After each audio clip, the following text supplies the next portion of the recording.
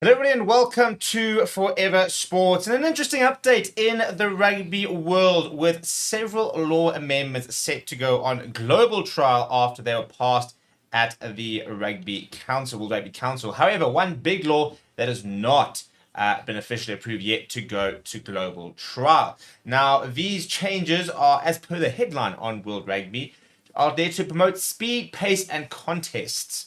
And we've seen quite a few of these trials already being happening in, for example, under 20 championship, the under 20 rugby championship. Certain law trials happen in the rugby championship itself. And basically, it'll now be a global trial across all competitions from next year, which will include the Autumn Nations Series, Rugby Championship, the Six Nations, and the likes. Before we get into exactly which laws have been approved and which one, well, the law trials that have been approved and which ones haven't, please do smash a like on the video. Please do subscribe to the channel as well. Right.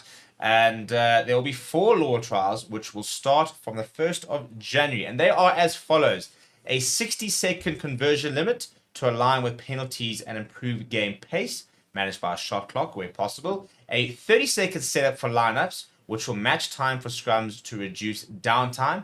This will be managed by the on-field officials, so no scrum clock or line clock. The play on rule in uncontested lineouts when the throw is not straight, as well as the scrum half protection during scrums, rucks, and mauls. Interesting enough, the proposals for the global law trial to corner mark outside the 22-meter at the restarts and for single stop mauls did not receive the required 75%, so will not proceed. So members have said no to the calling mark outside 22 and no to a one-stop maul. So we are once again basically, well, we are not once again, we are instead back trying to empower the maul. And in terms of the revised TMO protocol, a revised TMO protocol is also approved as a global trial. Under the new protocol, TMO has additional power to identify clear and obvious infringements in the final attacking passage of play before scoring, knock-ons, forward passes, and in touch, and within the final 2 phases, specifically offside, maul obstruction, and tackle complete.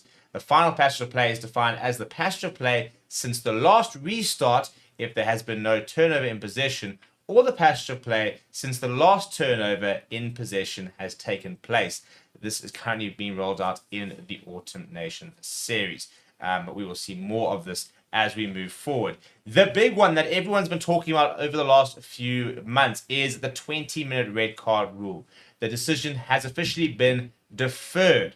It said, with cross-hemisphere international matches having only just begun, in line with the recommendation, the council decided to delay consideration of the 20-minute red card trial until the conclusion of the Autumn Nation Series, to enable further feedback and full data analysis to be considered.